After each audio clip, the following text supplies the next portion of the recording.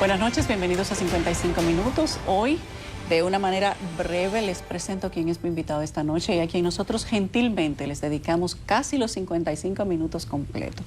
Para nosotros es un gusto recibir al escritor Pablo Gómez Borbón, que está en una visita corta, ejecutiva por República Dominicana en la presentación de su libro Yo Balaguer. Y aquí está, lo tengo de primicia y con él nosotros vamos a abordar, quizás de manera lo más amplia que podamos, aunque no serán más de 55 minutos, su inspiración y su análisis de lo que fue un Joaquín Balaguer que probablemente se habría confesado consigo mismo previo al sepulcro. Yo le voy a tomar unos minutos también para que él me tenga que responder solo un par de preguntas respecto de Morir en Bruselas, un libro que yo sé que muchos de ustedes han leído y que a mí particularmente me cautivó en hechos que fueron históricos y que no habían tenido respuesta, entiendo que hasta este momento. Con esto nosotros regresamos tras la pausa, una entrevista que va a ser para la historia y que ustedes no pueden perderse. Como les comenté al inicio, mi invitado esta noche es el señor Pablo Gómez Borbón. Si por su nombre solamente lo dejamos así y está aquí a mi lado, ya ustedes lo están viendo, pues probablemente tenga que darles más explicaciones. Pero si les cuento que es el autor, creador e investigador de Yo Balaguer, un libro que está causando furor y que tiene narrativas y opiniones internacionales excelentes respecto de cómo Balaguer se habría confesado con sí mismo previo al sepulcro, y además del libro que requirió una gran investigación que se tradujo como Morir en Bruselas, que tiene que ver con el señor, Gómez también, líder del movimiento de izquierda MPD en aquel entonces, como es conocido, padre además de Guido Gómez Mazara y de otras personas que intervienen en esa importante investigación, que le ha dado además un marco de referencia a un evento histórico que República Dominicana vivió hace muchos años. Quiero darle la bienvenida esta noche, compartir esta conversación con ustedes, porque para mí desde ya comienza a ser muy agradable. Bienvenido, buenas noches. Muchas gracias, Yulisa, por la invitación. Para mí es verdaderamente un honor estar contigo esta noche. El honor es mío y de todos nosotros aquí que pudimos conseguir que usted sacara este tiempo para hablar con nosotros. Aunque yo quiero preguntarle de Morir en Bruselas, tengo la encomienda de que empecemos por el Yo Balaguer. De acuerdo. He leído algunas opiniones de la narrativa de Yo Balaguer y quiero empezar preguntándole qué tan difícil o qué tan fácil es ser Balaguer previo al sepulcro. Yo no sé cuánta gente se pudo haber puesto eso como tarea. Yo tampoco. ¿Y cómo se da eso? Bueno, ¿cómo se puede pensar como Balaguer? Una persona tan particular como Joaquín Balaguer en todos los años de su vida. Fue particular en su infancia, particular cuando empieza a ser funcionario público, fue particular al lado de Trujillo y adquiriendo el conocimiento que adquirió de la política en dictadura, y cuando ya era el león de la política, siendo una persona mayor, que además creo que hizo adherencia de un país completo a lo que él pensaba que era una filosofía. ¿Cómo se puede pensar igual que una persona así? Bueno, yo no pienso igual que él, sencillamente yo me tomé el tiempo de conocerlo a través de sus libros. Es muy curioso porque Balaguer, naturalmente en política no se enseñan las cartas, como el dominó o el juego de cartas. Balaguer no enseñaba sus cartas.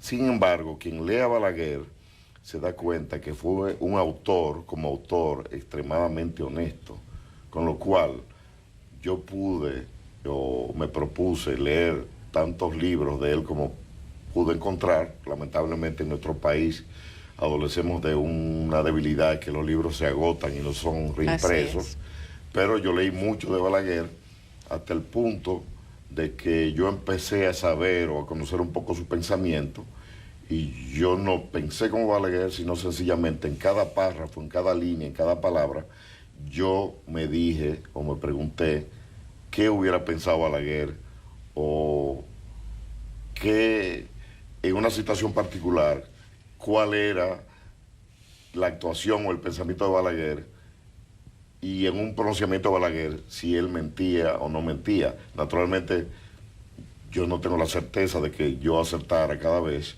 pero repito, tuve la ventaja de que Balaguer en sus libros era extremadamente honesto, claro, sí, y honesto. Es particularmente especial saber que para usted no pensar como Balaguer, pero sí centrarse en un momento particular de la vida de Balaguer para responder preguntas que quizás a un momento como ese hay que ser extremadamente honesto, porque ya no te queda nada por perder. Claro. Inclusive Balaguer tiene la famosa página en blanco, pero esto sería un libro en blanco para darle contenido con todo lo que probablemente le hubiera dicho o habría dicho a una hora tan específica como previamente al sepulcro.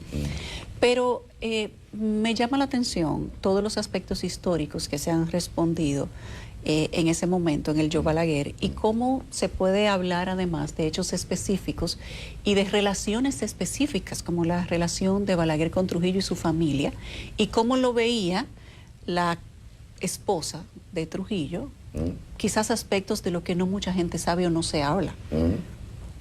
¿Cómo lo veía Balaguer previo al sepulcro? Y si puede contarnos esa parte que está en este librito de apenas 723 páginas. Bueno, ¿cómo veía Balaguer a Trujillo? Cómo veía Balaguer a Trujillo y cómo era visto Balaguer por la familia de Trujillo, porque era una relación de doble vía. Naturalmente, mira, yo recomiendo la lectura de la segunda parte de un libro que se llama La Palabra Encadenada. Sí.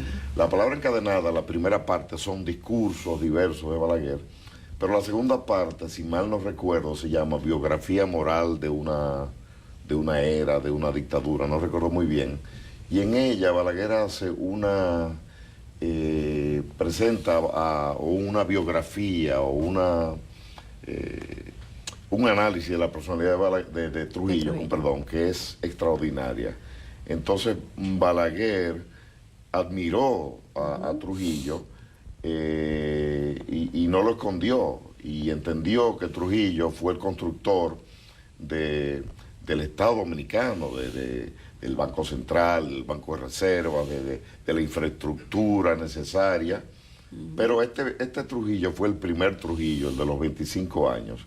Luego Balaguer critica, digamos, al Trujillo de los últimos 5 años, el Trujillo de la Feria del Libro, el Trujillo del asesinato de Galíndez, el Trujillo del atentado a Betancourt, el Trujillo del asesinato de las hermanas Mirabal, y Balaguer concluye, y es asombroso, que Trujillo, todos los problemas que tuvo se los buscó él, y esa tendencia, digamos, si se puede decir, a la autodestrucción o al autosabotaje creció con el tiempo. Y yo argumento, realmente Balaguer no lo dice en su obra, que hubo dos Trujillos: el Trujillo de los primeros 25 años, de los primeros 5 lustros, y el del último lustro, el del último de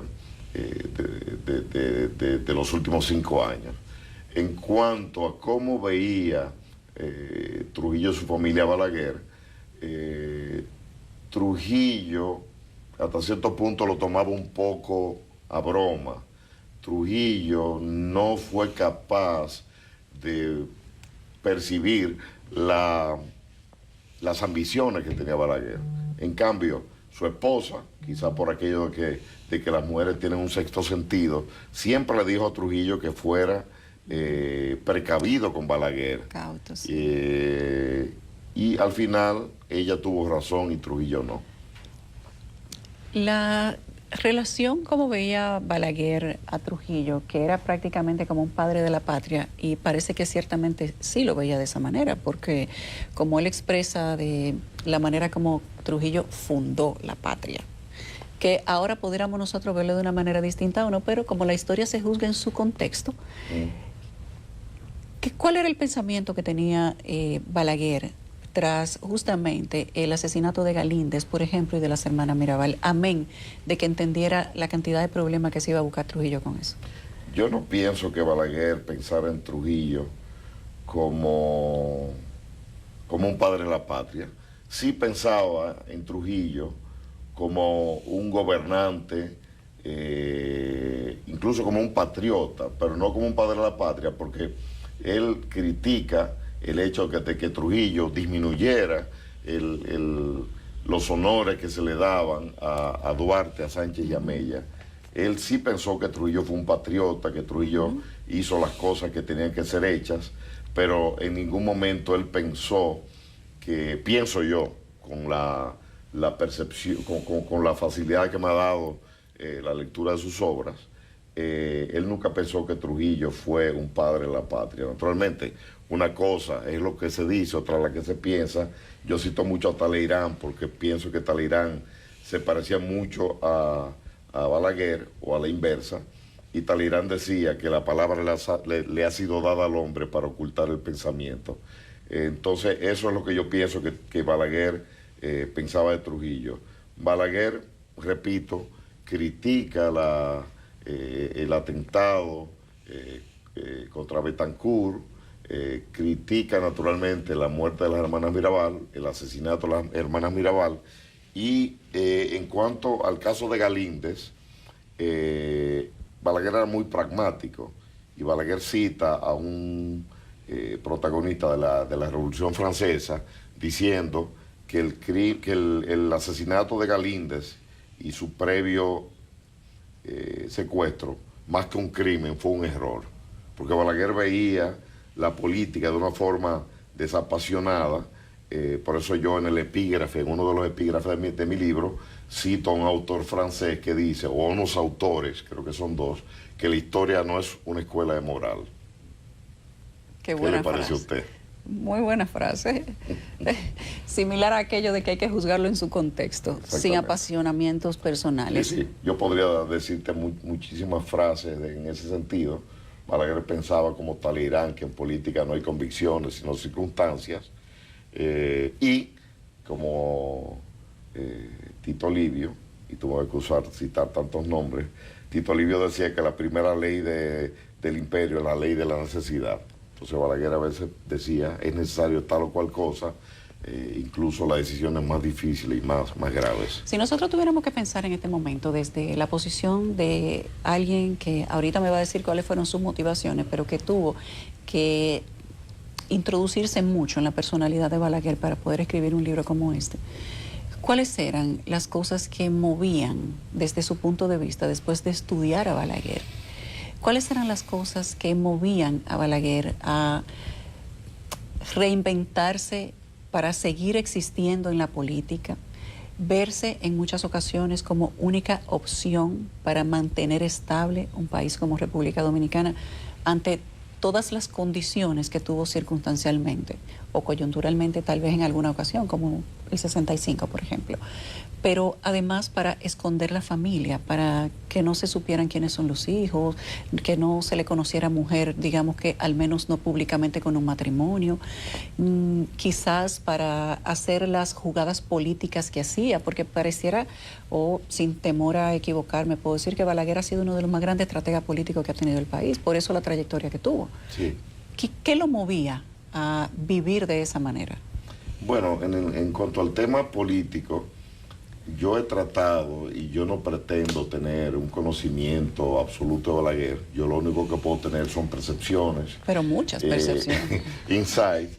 La gente dice, bueno, Balaguer era enfermo con el poder, pero yo te pregunto, ¿qué político no tiene esa obsesión de poder, esa voluntad de poder? Entonces, Balaguer se percibía a sí mismo como una persona que tenía una gran experiencia y quizás era la única persona, en su opinión, que podía hacer el trabajo que él hizo como presidente. En la antigua Roma, cuando se llegaba a la cúspide del poder político en la República, ese poder, ese cargo era el cargo del cónsul. Y estaba, y yo lo cito en el libro, estaba muy estructurado. El primer escalafón de eso que se llamaba el cursus honorum, la carrera del honor, era, no recuerdo, pero bueno, el de edil, luego el de pretor, etcétera, o pretor. Entonces, tú no podías llegar a ser cónsul de Roma antes de una cierta edad, y había una estructuración. Entonces Balaguer entendía, con o sin razón, que él había seguido ese curso de 30 años, escalando hasta llegar a la presidencia de la República. Y él ponía un particular énfasis en la paciencia. Y hay una frase que a mí me impresionó mucho, es que él dice que la izquierda revolucionaria no tuvo paciencia, Quiere decir que... No esperó su turno y no agotó su ciclo. Bueno, eran tal vez. otras épocas y la juventud siempre ha sido impetuosa. El mismo Balaguer fue impetuoso cuando escribió La Tebaida Lírica, algo de lo que yo pienso que él se arrepintió y que él no hubiera escrito ya Con más más edad. maduro.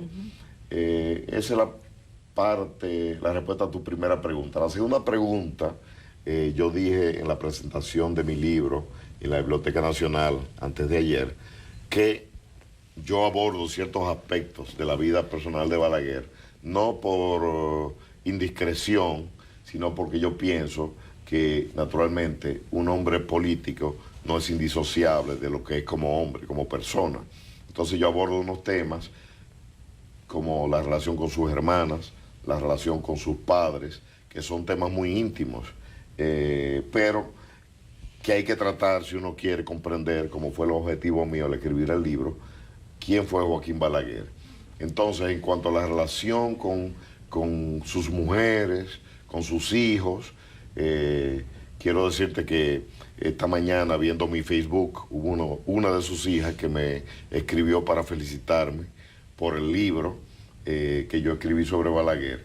Entonces, la relación con sus Hijos y mujeres. ¿Eh? Hijos y mujeres. Con sus mujeres y sus hijos. Porque no tuvo esposa conocida, Balaguer. No tuvo esposa, perdón, me equivoqué de término.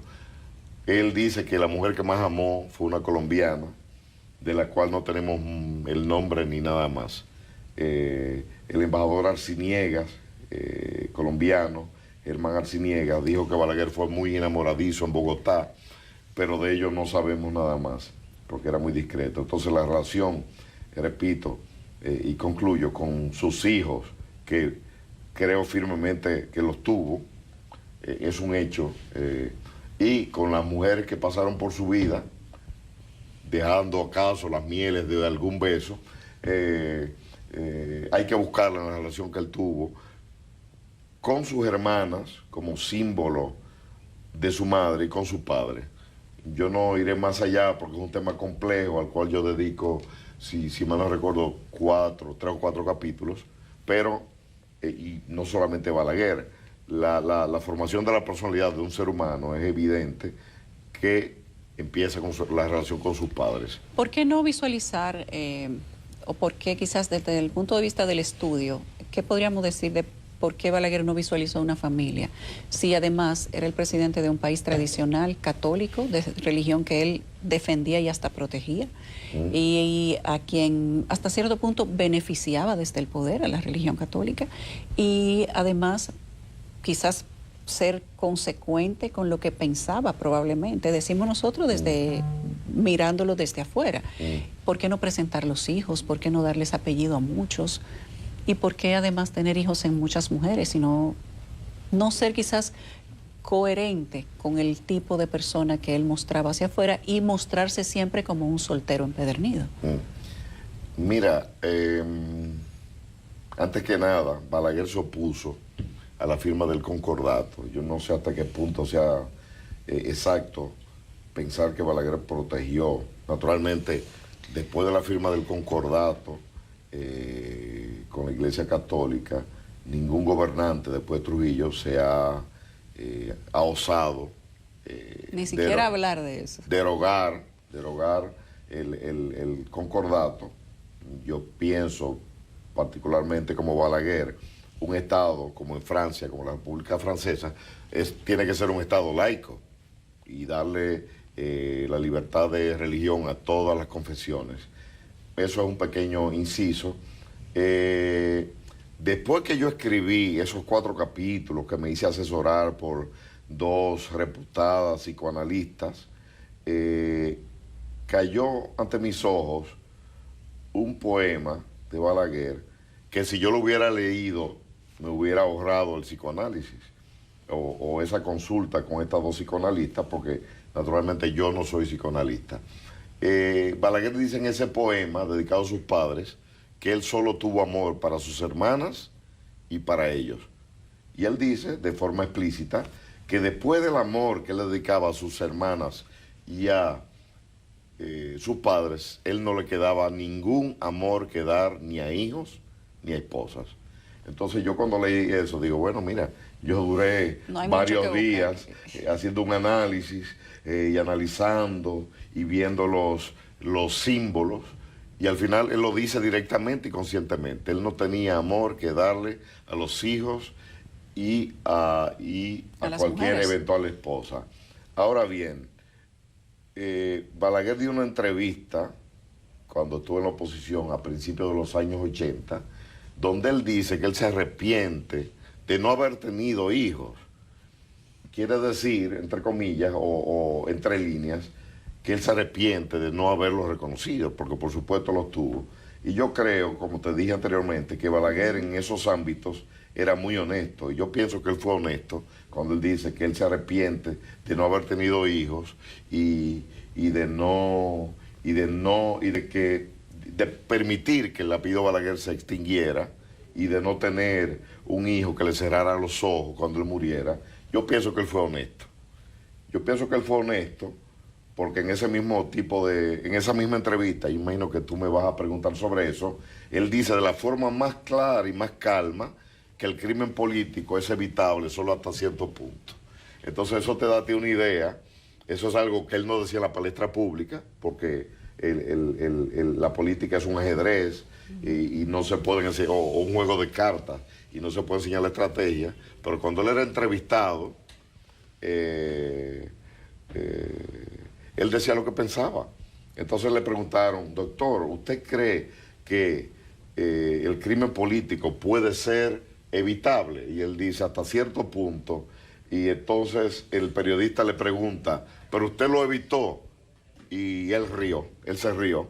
No sabemos si fue una risa nerviosa, porque fue una entrevista escrita. Habría que ver, no lo había las fílmicas, pero cuando le hacen esa pregunta, él se ríe y no contesta. Era típico de él reír cuando no quería contestar algo. Tengo que preguntarle sobre su motivación para escribir el libro de Joe Balaguer y todo lo que tuvo que leer, estudiar, investigar para escribirlo. ¿Cómo pudo ponerse en esa posición?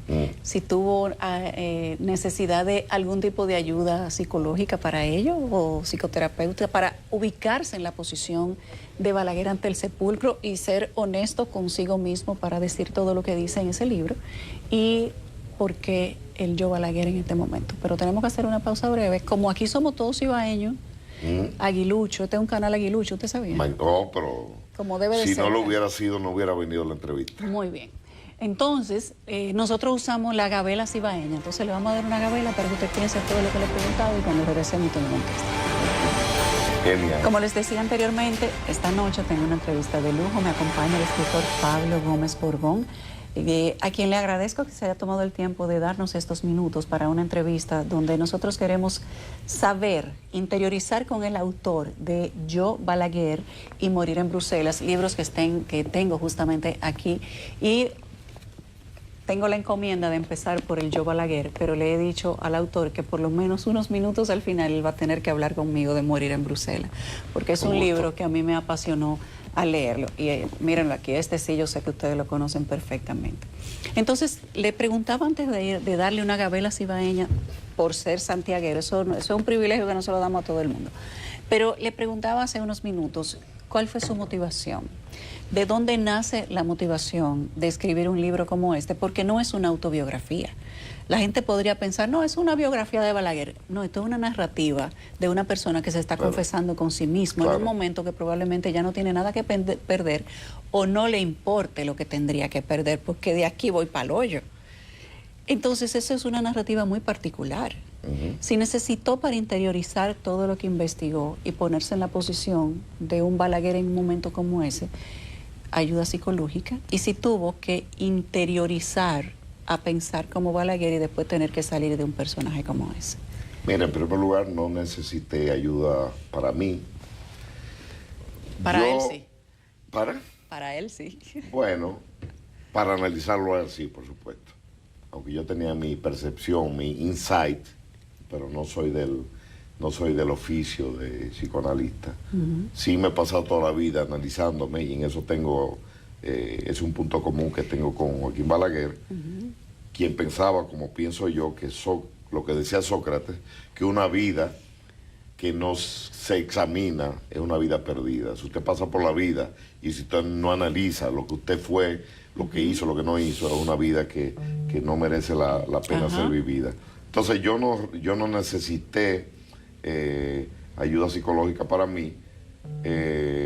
Yo me metí en el personaje, pero no hubo una cercanía emocional, que no fue el caso de Miriam Pinedo. El caso de Miriam Pinedo, algunos amigos me dijeron, Pablo, despégate del personaje porque te estás involucrando mucho sentimentalmente, emocionalmente, y por eso yo no he hecho una reedición del libro, porque, como tú recordarás, A Sangre Fría, aquel libro famoso de Truman Capote, mató al autor. No pudo escribir un libro del mismo nivel luego que lo Más terminó. nunca. Entonces yo, pues, morir en Bruselas, yo no abro ese libro nunca porque fue realmente algo muy, muy, muy doloroso. Me soñé con Miriam Pinedo y eran realmente pesadillas por la forma como ella murió. En el caso de Joaquín Balaguer, yo pues sí me acerqué mucho a lo que él era, pero no es lo mismo. O sea, realmente no hubo esa compenetración emocional. Yo quería responderme a la pregunta que se han hecho muchos dominicanos, quizás todos los dominicanos, que quién era Joaquín Balaguer. Pudo. Bueno, eso es imposible saberlo. Balaguer murió hace más de 20 años. Pero en mi novela, yo dije el martes también, que yo traté de usar la menor cantidad de licencias posible y que en mi novela yo era una especie de juez que juzgaba si Balaguer lo que dijo fue mentira o verdad, si Balaguer fue sincero en un caso o en otro, y como un juez que es humano, pude equivocarme quizás.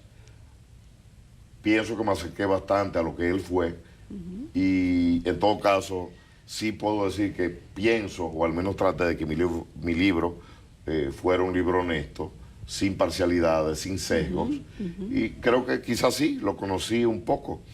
Al menos ese fue mi objetivo. Podríamos decir que, de acuerdo a lo que usted escribe, Balaguer justifica todos sus hechos en nombre del orden y el proceso, o el progreso incluido también, incluido los atropellos, aquella participación, inclusive hasta de la banda colorada, de la guerra, todo lo que pasó en la guerra del 65, toda la persecución política que hubo en esa era, los 12 años de Balaguer y previo a ello y posterior a ello también. Se podría decir que todo lo que Balaguer hizo desde su punto de vista se justificaba en orden, progreso y proceso. Yo no justifico o yo no me pronuncio ni a favor ni en contra. Tengo mis opiniones sobre Joaquín Balaguer, pero como decía el martes, que fue para mí muy importante contar con el público y con la mesa de honor con que conté, yo me limito a describir a Balaguer y a describir su pensamiento. Y yo decía que el autor es completamente irrelevante y lo que piensa el autor es completamente irrelevante en cuanto a una novela. Balaguer fue, repito, muy honesto, y hay que leer sus libros, muy honesto con lo que él pensaba, fuera del escenario político, porque en dominó no se enseña la ficha, ni tampoco jugando a las cartas, pero en sus libros fue extremadamente honesto. Entonces Balaguer, si tú lees sus libros, cuando dice que Trujillo mató demasiado, se infiere que hay que matar. Cuando dice que, y hay una frase que a mí me chocó mucho, por la sinceridad con la que él la dice. Y me chocó tanto que me la sé de memoria. Balaguer dice, en un libro que contiene, yo diría, su pensamiento político, que es un libro que se llama Pedestales, Balaguer dice que quien conduce los destinos de una nación debe anteponer el bien común ante sus intereses, a los imperativos de la compasión y a las debilidades del corazón humano. Y él asume que él tomó decisiones muy difíciles en nombre del bien común. Es como el símil que el interés de la colmena prima, es más importante que el interés personal de cada abeja. Y él lo asumía. Es una cosa que yo me quedé pasmado porque muy poca gente, yo pienso, que ha leído a Balaguer, ni de la gente que lo adversa, ni de la gente que lo admira. Y él lo dice de la forma más... no diría despreocupada, pero más clara, más tranquila, que realmente él pensaba, y hay una frase que es un leitmotiv que él repite permanentemente de un político español llamado Emilio Castelar, presidente de la Primera República Española, y Balaguer pensaba que la libertad es como el alimento, que podemos vivir algún tiempo sin él, pero que el orden es como el oxígeno, sin el cual la persona muere. Y eso es una frase que Balaguer repite en sus libros, en sus discursos, una y otra vez. Y ese era su pensamiento. Yo creo que él pensaba que realmente había que hacer sacrificios individuales. Él vivía realmente en base a lo que pensaba. Sí, definitivamente. Era absolutamente coherente con su pensamiento. Usted aborda en el libro de Joe Balaguer varias figuras importantes de la historia, incluidas Antonio Guzmán Fernández y Juan Bosch. ¿Podríamos hablar de eso? ¿Cómo no? ¿Qué quieres que te diga? ¿Qué entiende el Joe Balaguer que pensaba realmente esa figura política, por ejemplo, de Antonio Guzmán Fernández? Y si hubo algún arrepentimiento, tal vez, tanto en el caso de Guzmán Fernández o las relaciones con Guzmán Fernández como con Juan Bosch y con Peña Gómez. ¿Arrepentimiento de qué tipo? De algún tipo de relación, de algún tipo de hecho subyacente que se hubiera dado, de algún tipo de evento que se haya dado en el marco de la política. Mira, voy a empezar por el presidente Guzmán. Yo pienso que Joaquín Balaguer tuvo una gran admiración por el presidente Guzmán, don Antonio Guzmán, porque fue un hombre que fue íntegro. Cuando los norteamericanos están negociando y se habla de la fórmula Guzmán, Guzmán se opone a un punto que era de hacer una especie de campo de concentración cerca de Nagua, quizás, y poner allí a todas las personas que se consideraban comunistas. Guzmán declinó entonces concluir el periodo constitucional que le correspondía a Juan Bosch. Y yo creo que Joaquín Balaguer admiró o tuvo consideración con Antonio Guzmán. Hubo un pequeño detalle que Balaguer no apreció, y es que en el año 78 don Antonio Guzmán lo atacó en la toma en el traspaso del poder, en la ceremonia en el Congreso. La toma de posesión. Exactamente. Balaguer dice, y me hizo reír lo que dijo en aquella entrevista, que es la misma, dice que él tenía la cachaza muy dura y que él sabía soportar los ataques, pero que él entendía que ese no era el momento delante de invitados internacionales. Digamos que los trapitos hay que lavarlo en familia y no en público.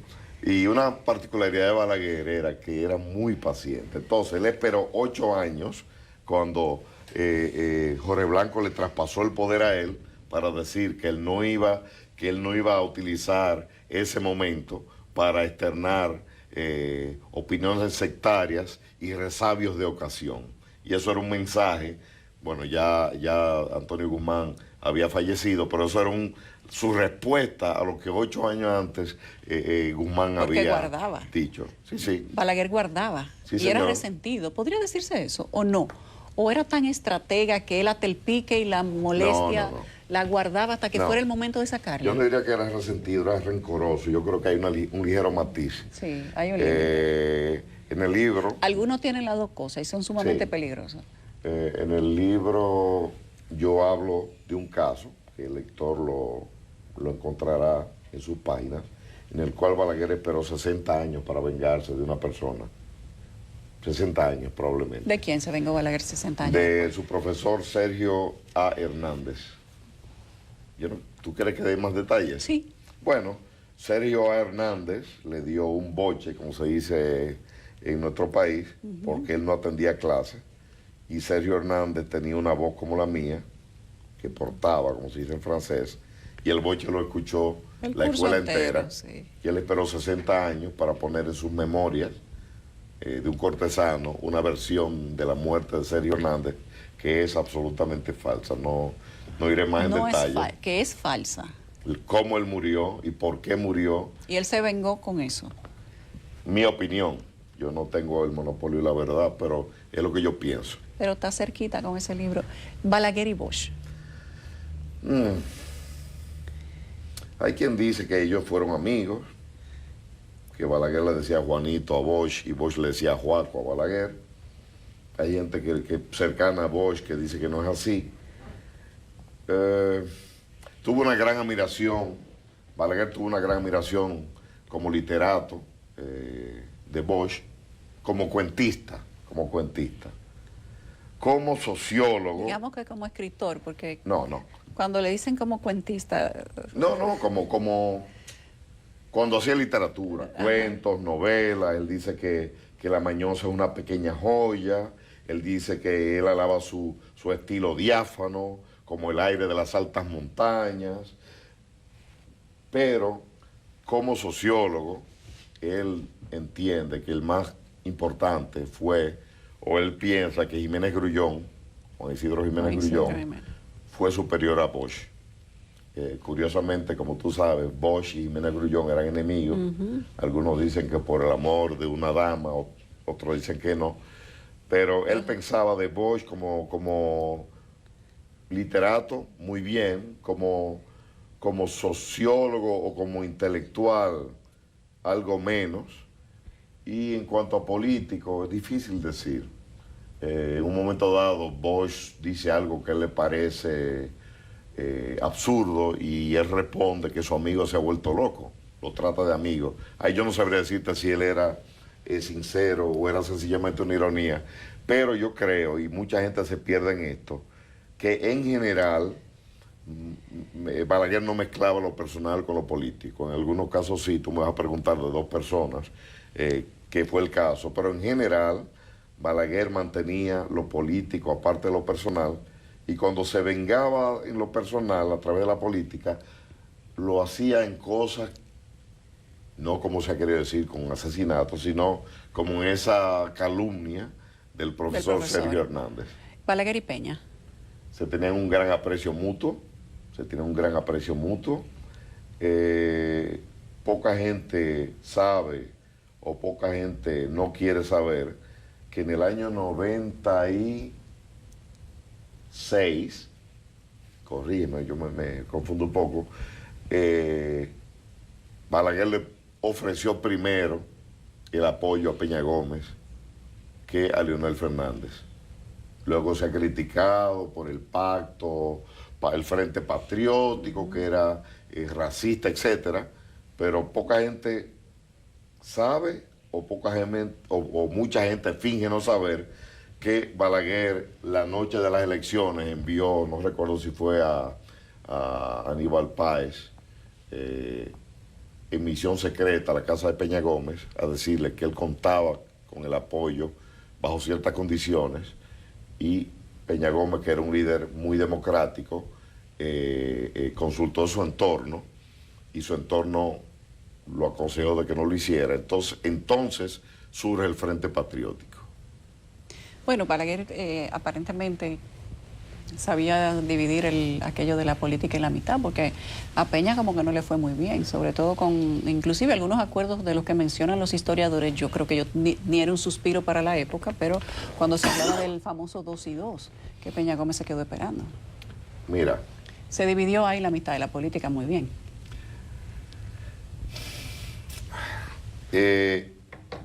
Yo insisto o reitero que creo que se tenían una gran amistad, o no amistad, un gran respeto podría ser. E incluso admiración, porque ambos fueron de un origen humilde, pero la política es un combate. Se me acaba de ocurrir lo siguiente: ¿tú crees que Venus y Serena Williams, cuando están en la cancha de tenis, están pensando no que son familia? Entonces eso pasó. El Balaguer... Pero habría sido interesante conocer tal vez una conversación entre Balaguer y Peña después de eso.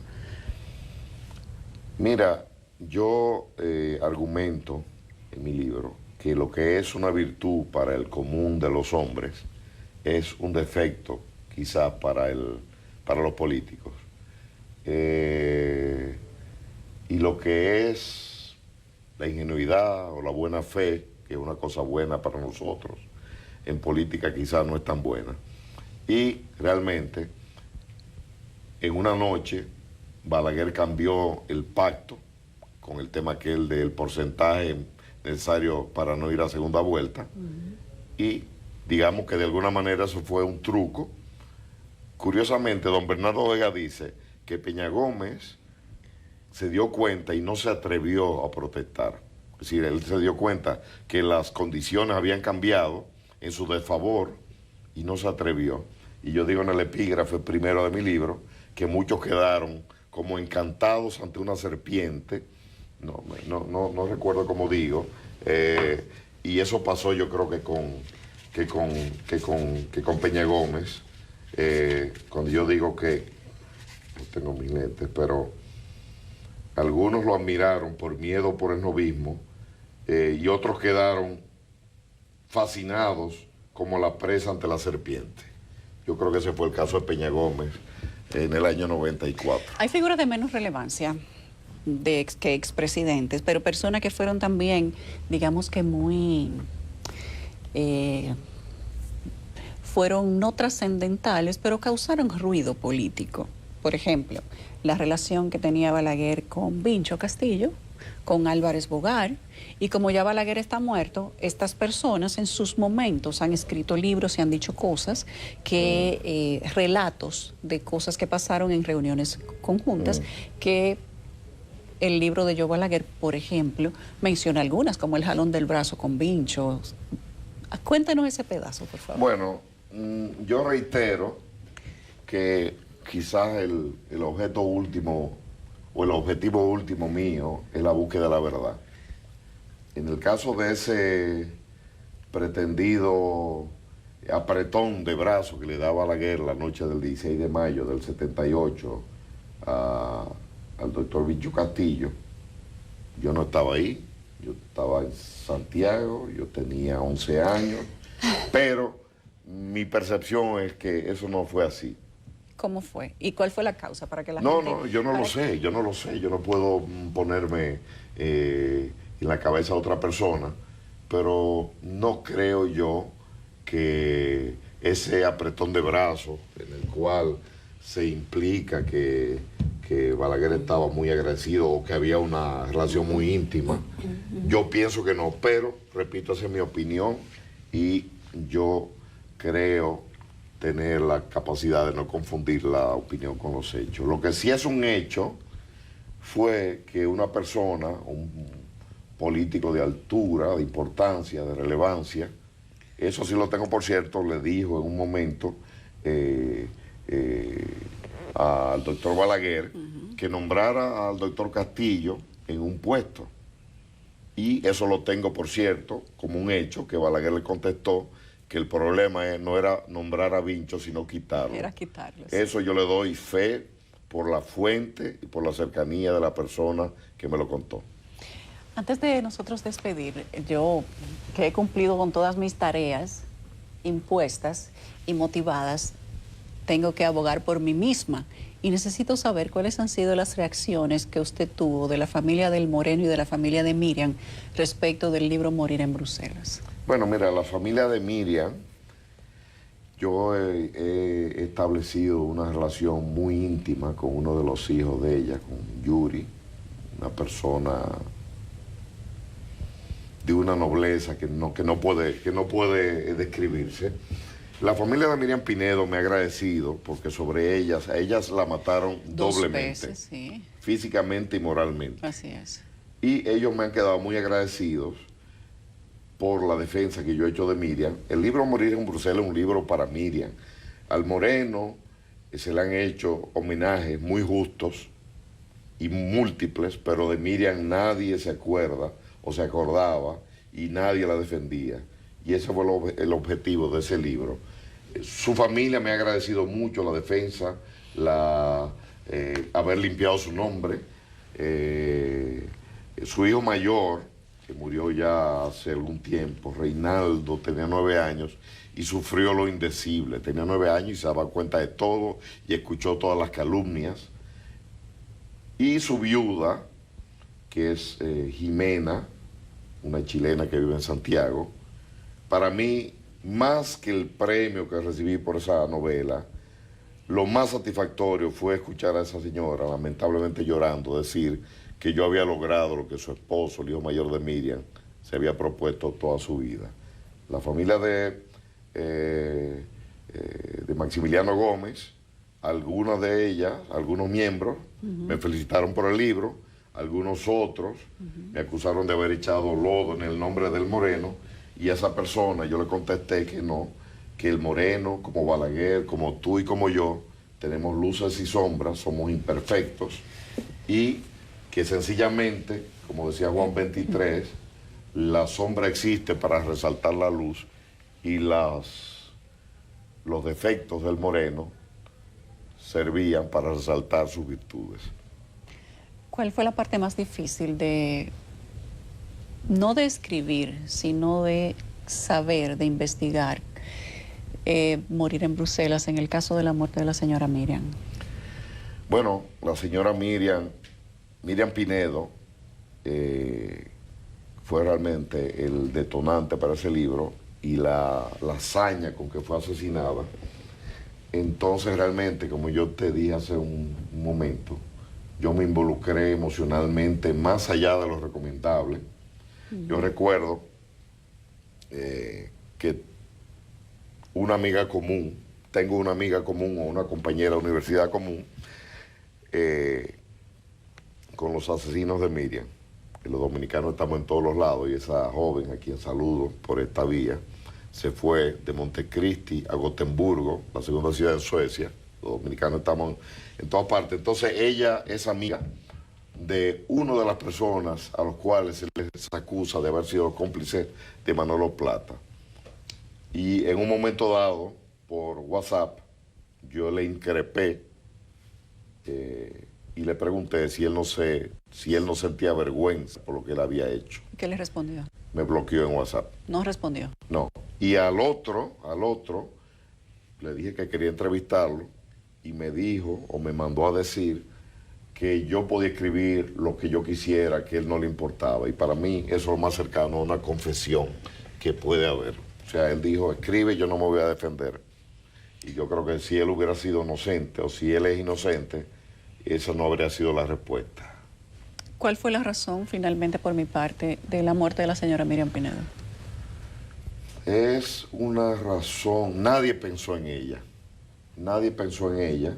Y ella misma dijo, y yo no recuerdo si está en el libro, porque quizás me enteré de esa anécdota después, que nadie pensó en ella como un ser humano, como una mujer, sino como un símbolo, y como la viuda de Otto Morales.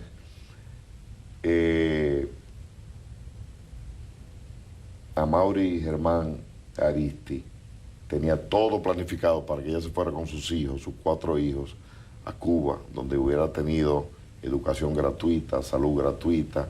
Y protección. Protección y una cultura similar a la nuestra. Miren, llegó a Bruselas, un país frío, sin ropa, sin dinero y sin hablar el idioma. Entonces, ¿qué motivó la muerte de Miriam?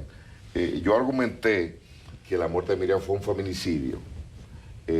A Miriam se le ha querido endilgar todo el peso de la relación que tuvo con Maximiliano Gómez, por un lado. Y por otro lado, fue un feminicidio porque sencillamente Miriam decidió hacer con su cuerpo lo que ella quiso. Me explico. Manolo Plata pretendió el amor de Miriam y Miriam lo rechazó.